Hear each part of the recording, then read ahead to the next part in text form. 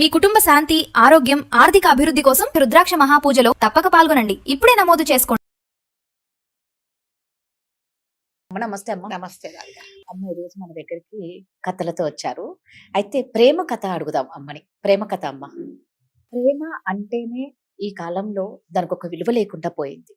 నిజంగా ఒకప్పుడు ప్రేమ అంటే అందుకే అప్పటి ప్రేమ వాళ్ళనే అప్పటి కథలనే మనం ఈ రోజుకి చెప్పుకుంటున్నామంటే స్వచ్ఛమైన ప్రేమ, నిస్వార్థమైన ప్రేమ. ఇప్పుడున్న ప్రేమ కానీ ప్రతిదీ అది ఎటువంటి ప్రేమ అయినా సరే అమ్మ, ప్రతి చోట స్వార్థమైన ప్రేమే ఉంది. అంటే మనసుని ఎవరు చూడటం లేదు కానీ మీరు ఇందాక అన్నట్టు మనసు పైన ఉన్న జోబిని చూస్తున్నారు. అంతే. నిజంగా ప్రేమ అనేది ఎందుకు పొల్యూట్ అయిపోతుంది? సో ఈ ప్రేమ గురించి ఒక మంచి కథ కావాలి. ఇది ఈ కథ నేనే పెట్టుకున్నానండి. దీనికి పేరు కనువిప్పు అన్నమాట. అంటే ఒక వైఫ్ అండ్ హస్బెండ్ ఉంటారు. ఆ వైఫ్ అండ్ హస్బెండ్ ఆ అబ్బాయి వెంటపడి ఎంతగా ప్రేమించో, సో ఇంట్లో వాళ్ళని ఒప్పించి ఏదైనా సరే మన ఇద్దరం కలిసి ఉందామని చెప్పేసి ఎన్నో ప్రాబ్లమ్స్ వచ్చినా కూడా ఎదుర్కొని ఇద్దరు ఒకటవుతారు, చక్కగా పెళ్లి చేసుకుంటారండి. సో చాలా అన్యోన్యం, అంతే కదా. ఒకరినొకరు ఇష్టపడిన వాళ్ళు పెళ్లి చేసుకున్నప్పుడు నిజంగా వాళ్ళ సంతోషం స్వర్గం చాలా వాళ్ళకి కదా. ఇంకా వాళ్ళకి మూడో మనిషి అవసరమే లేదు. అలా చాలా సంతోషంగా ఉంటారు.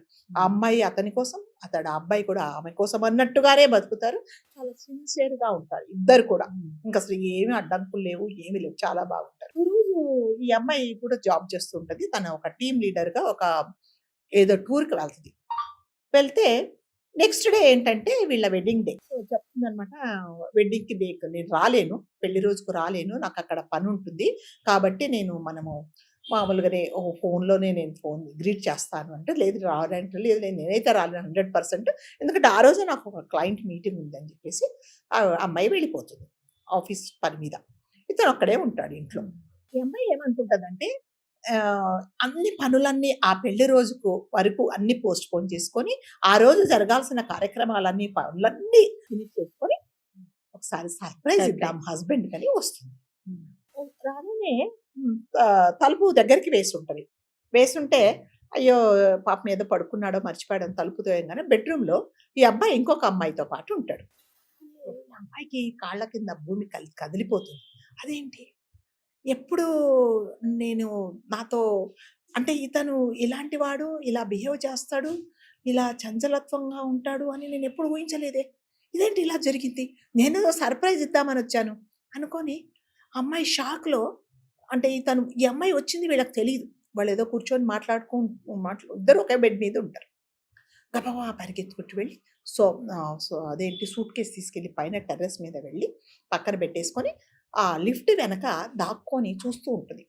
ఆ అమ్మాయి బయటకు వస్తుంది, గర్ల్ ఫ్రెండ్. వచ్చిన తర్వాత అతను అంటాడు, నిన్ను నేను చాలా మిస్ అయిపోతాను, ఇంకా కాసేపు ఉండొచ్చు కదా, ఇంకా ఎక్కడ లేని ప్రేమంతా కురిపించు, నువ్వు లేకపోతే నేను ఉండలేను, ఇవన్నీ చెప్తాడనమాట. నేను చాలా మిస్ అయిపోతున్నాను, నీ అంత అందం ఎవరికీ ఉండదు, నువ్వంటే నాకు చాలా ఇష్టము, నువ్వు లేకపోతే నేను, ఇంకా అన్నీ ఉంటాయి కదా డైలాగ్స్ అన్నీ. వాళ్ళ ఆవిడతో పెళ్లి కాకముందు ఏమేమి డైలాగ్స్ చెప్పాడో అన్నీ చెప్తాడు. చెప్పిన తర్వాత లేదు మరి రేపు పెళ్లి రోజు అది రాదు, అది చాలా బిజీగా ఉంటుంది, ఇలాగే చెప్తాడు. ఏం రాదు, మన ఇద్దరం కలిసి రేపు బాగా సెలబ్రేట్ చేసుకుందాము అంటే, సరే లిఫ్ట్ దాకా వచ్చిన తర్వాత లిఫ్ట్లో అమ్మాయి లిఫ్ట్ దగ్గరికి వస్తే అబ్బాయి లోపలికి వెళ్తాడు. సరే మళ్ళీ రేపు కలుసుకుందాం అంటాడు. ఆ లిఫ్ట్ దగ్గర ఉన్నప్పుడు ఈమెడు కూడా అదే లిఫ్ట్లో వస్తుంది.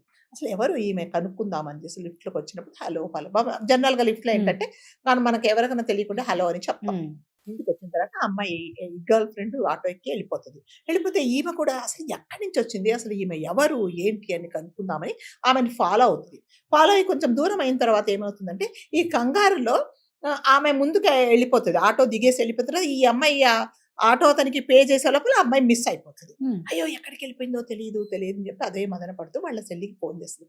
ఇలా జరిగిందంటే, నువ్వు ఎప్పుడైతే ఇలా తలుపు తోసినప్పుడు వాడిద్దరు నువ్వు అప్పుడే ఎందుకు అడగలేదు అంటే, లేదు నాకు చాలా షాక్లో, నాకేం చేయాలో అర్థం కాలేదు, ఎందుకు ఇంత మోసం చేశాడు నన్ను, నేను లేకపోతే ఉండలేను అన్న మనిషి ఇలా ఎందుకు చేశాడు నాకేం అర్థం కాలేదు, మరి నేను వస్తాను, మరి అడుగుదామా అంటే, వద్దు ఈ విషయం తెలిస్తే లేనిపోని గొడవలు అయిపోతాయి, మళ్ళీ అమ్మా నాన్నకు తెలుస్తుంది, కాబట్టి నేనే ఏదో ఒకటి పరిష్కరించుకుంటానని చెప్పేస్తుంది అమ్మాయి. మళ్ళీ రెండో రోజు అంటే ఇతనికి ఈ అమ్మాయి ఊరు నుంచి వచ్చినట్టుగా తెలీదు. సరే మామూలుగా మళ్ళీ సూట్ కేసు తీసుకున్నా, అదేంటి నువ్వు రానని చెప్పావు కదా, వచ్చావు అబ్బా, నేను ఎంత హ్యాపీగా ఉన్నాను అని అంటది. అప్పటికే అంటే ఇవన్నీ నాటకాలన్నీ నాటకాలు ఆడుతున్నాడు కదా, నేను రావడము ఇష్టం లేదు, ఒకవేళ నేను రాకపోతే ఈ అమ్మాయితో ప్లాన్ చేసుకున్నాడు కదా అని చెప్పేసి చాలా కర్కశంగా అమ్మాయిని దగ్గర తీసుకోవడానికి వెళ్తే, నువ్వు దయచేసి నన్ను ముట్టుకోవద్దంటే అసలు ఏమైంది చెప్పు అని చెప్తాడు. చెప్తే నేనేం చెప్పను, నీకు తెలీదా నువ్వేం చేసావు అని చెప్తాడు. అంటే నేనేం చేశాను, నువ్వు వచ్చాక నేను ఇంట్లోనే ఉన్నాను కదా, ఒక్కడనే ఉన్నాను కదా అంటే, నేను ఇంతకు ముందే వచ్చాను 10 నిమిషాల కిందట, నువ్వు ఒక అమ్మాయితో ఉన్నావు అంటే అతను ఏమైపోతాడంటే ఓపెన్ అయిపోతాడు ఇక, కదా చూసావు కదా అంతే, ఇప్పుడు ఏమంటావు, నేను ఆమెతోనే ఉంటా, ఆ అమ్మాయి అంటే నాకు చాలా ఇష్టం, నీ నీ నీ వయసు ఇప్పుడు 45 సంవత్సరాలు, ఆ అమ్మాయికి ఓన్లీ 30 సంవత్సరాల అమ్మాయి, 25-30 సంవత్సరాల అమ్మాయికి, నీకు ఆ అమ్మాయికి 10-15 సంవత్సరాల తేడా ఉంది అంటే పర్వాలేదు, నాకేం పర్వాలేదు, నేను ఆమెతోనే ఉంటాను అంటాడు. అంటే ఈ అమ్మాయి లిటరల్గా బెగ్ చేస్తుంది అనమాట, దయచేసి నేను కూడా అమ్మను నాన్నను ఎదిరించేసి వచ్చాను, నాకెవ్వరూ లేరు, నేను ఎంత జాబ్ చేస్తున్నా కూడా నువ్వంటే నాకు చాలా ప్రాణం, నువ్వు లేకపోతే నా ప్రాణం పోతుంది, దయచేసి అని ఆల్మోస్ట్ కాళ్ళు పట్టుకొని చాలా బతికిలాడుతుందని. అతను అంటాడు, అసలు నిన్ను చూస్తేనే నాకు కంపరంగా ఉంది, నువ్వంటే నాకు ఇష్టం లేదు, ఒకప్పుడు నువ్వు లేకపోతే నా ప్రాణం పోతుంది అన్న మనిషి ఇవాళ నిన్ను చూస్తే నాకు కంపరం ఎత్తుతుంది అనగానే ఆమెకి ఏం చేయాలి అర్థం కాదు, అంతా బెస్ట్ ట్రై చేస్తుంది. ఇంకా వినడు అతను, వినకపోయి నేను వెళ్ళిపోతున్నాను, ఇప్పుడు ఆమె దగ్గరికే వెళ్ళిపోతున్నాను అని చెప్పేసి బట్టలు సర్దుకొని వెళ్ళిపోయి కూడా అడుక్కుంటుందండి పాపం, చాలా చాలా ప్రాధాయపడుతుంది. వినకుండా అసలు నువ్వు నా కనుచూపు మేరలో కనిపించద్దని చెప్పేసి వెళ్ళిపోతాడు. ఎక్కడికి వెళ్ళిపోతాడు, ఈ అమ్మాయి వాళ్ళ ఇంటికి వెళ్ళిపోతాడు. అమ్మాయి ఎక్స్పెక్ట్ చేయదు ఇతను, అదేంటి బ్యాగ్ తీసుకొని వచ్చావు, నా కోసం ఏమైనా గిఫ్ట్ తీసుకొచ్చావా, నన్ను చూడాలనిపించింది కదా అని చెప్పేసి అంటదనమాట. అంటే జనరల్గా గర్ల్ ఫ్రెండ్స్ ఎప్పుడు మనసు చూడరండి, జోబులు చూస్తారు కదా, గిఫ్టులు చూస్తారు. అంటే నీకోసం నేను ఒక సర్ప్రైజ్ తెచ్చాను అంటాడు. ఏం తెచ్చావు, చేతులు వెనక దాచుకుంటే డైమండ్ రింగ్ తెచ్చావా, డైమండ్ నెక్లెస్ తెచ్చావా, అది తెచ్చావా అంటే అతని చేతులు వెనక ముందుకు తీసి మల్లెపూలు చూపిస్తాడు. అదేంటి ఈ మల్లెపూలు తీసుకొని ఈ రాత్రిపూట వచ్చావా అని అంటుంది. అంటే అదేంటి నేనంటే చాలా ఇష్టమని కదా ఇలా బిహేవ్ చేస్తుంది అని, సరే వచ్చా కదా ఉండిపో అని చెప్తుంది. సరే ఇద్దరు యాక్చువల్గా ఏంటంటే ఇద్దరు ఒకటే ఆఫీస్లో పనిచేస్తుంటారు. సో అలాగే ఒక 10-15 రోజులు ఇద్దరు కలుస్తుంటారు, ఆఫీస్కి వెళ్తుంటారు, ఇంటికి వస్తూ ఉంటారు. ఓ రోజు ఏమవుతుందంటే నా బట్టలన్నీ చాలా మాసిపోయినాయి, కాస్త ఉతికి పెట్టంటే, ఏమనుకుంటున్నావు, నేను నీ భార్యని అనుకుంటున్నావా నీ బట్టలు ఉతకడానికి, నీ బట్టలు గిట్టలు ఏం ఉతకను అని చెప్తుంది అనమాట. అదే అప్పుడు అనుకుంటా, అదే నా భార్య అయితే బాధ్యతగా చేసేది కదా అనేది అతనికి ఒక పాయింట్ తెలిసిపోద్ది అనమాట. నెక్స్ట్ 2 రోజుల తర్వాత ప్రతిరోజు క్యాంటీన్లో ఎందుకు తినాలి, నువ్వు వంట చేయంటే నేను వంట చేయను, మళ్ళీ భార్యకి చెప్పినట్టుగా ఇన్స్ట్రక్షన్స్ ఇవ్వకు, నీకు ఉండాలనుకుంటే ఉండు లేకపోతే వెళ్ళిపో అని చెప్తుంది అనమాట. అయితే ఇతనికి తెలిసిపోదు రియాలిటీ ఏంటి అనేది తెలిసిపోతుంది అనమాట. ఒక 10-15 రోజుల తర్వాత ఇతనికి జాబ్ పోతుందండి, డబ్బులు ఏం సంపాదించడు, ఈమె మీద ఆధారపడతాడు. అప్పుడు చెప్తుంది అనమాట, నువ్వు నాతో పాటు ఉండాలి అంటే నువ్వు ఫైనాన్షియల్గా నువ్వు ఏదైనా నాకు ఇస్తేనే ఉండాలి నా దగ్గరికి, లేకపోతే నేను నా దగ్గర ఉండాల్సిన అవసరం లేదంటే, అదేంటి నీకోసం నేను నా భార్యతో పోట్లాడొచ్చాను, తర్వాత ఆమెకు విడాకులు ఇస్తానని చెప్పాను, నేను విడాకులు కూడా నేను అప్లై చేసుకున్నానంటే నేను చెప్పానా, నీ భార్యను వదిలేయమని చెప్పలేదు, విడాకులు తీసుకోమని చెప్పలేదు, అది నువ్వు నీ భార్య మాట్లాడుకోండి, ఇక్కడైతే ఉండడానికి వీల్లేదు అని చెప్తుంది. చెప్తే అదేంటి నువ్వు అలా మాట్లాడతావు అంటే కూడా ఆమె వినదండి. వినకుండా తయారైపోతే ఎక్కడికి వెళ్తున్నావు అంటే, నేను నా బాయ్ ఫ్రెండ్ దగ్గరికి వెళ్తున్నానంటది.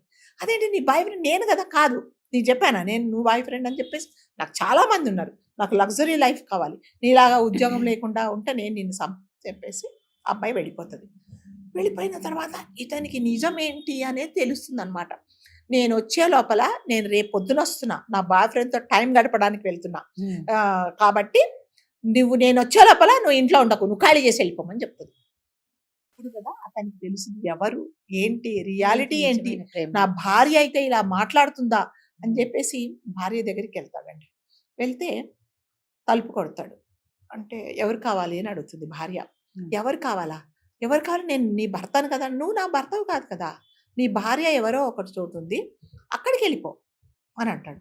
అంటే లేదు నేను నిజం తెలుసుకున్నాను. ఎప్పుడు నిజం తెలుసుకున్నావు, నిన్ను రిజెక్ట్ చేసి నిన్ను చీకొట్టినప్పుడు నేను ఒక ఆప్షన్ నీకు, నేను ఆల్రెడీ ఇక్కడ ఉన్నాను కాబట్టి, నన్ను చూడడానికి నువ్వు వచ్చావు కాబట్టి నేను నిన్ను యాక్సెప్ట్ చేయను, సో నువ్వు ఏంటి నిజము ఏంటి, ప్రేమ ఏంటి, ఎలా ఉంటుంది లేదు, ప్లీజ్ నేను నీ కాళ్ళు పట్టుకుంటాను. నువ్వు వెళ్ళిపోయే రోజు కూడా నేను ఇట్లాగే నిన్ను కాళ్ళు పట్టుకున్నా, నీవు లేకపోతే నేను ఉండలేనని చెప్పాను, కానీ నువ్వు విన్నావా? వినలేదు.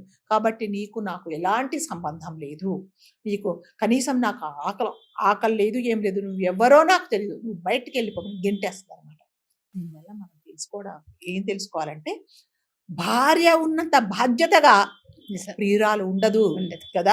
ప్రియురాలు ఏం చేస్తుంది, ఎంతసేపు నీ గిఫ్టులు నీ జోబు ఉన్నప్పుడే మాత్రమే నీ చుట్టూ తిరుగుతుంది.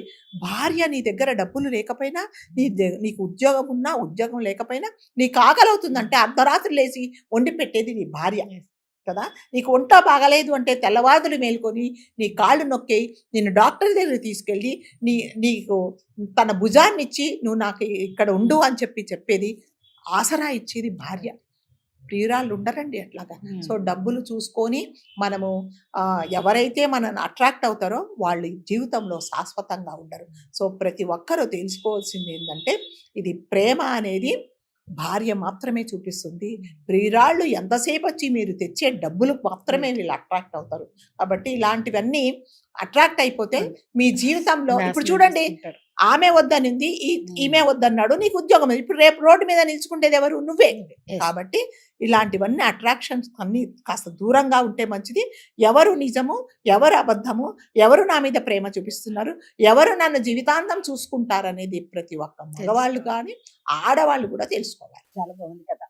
Thank you.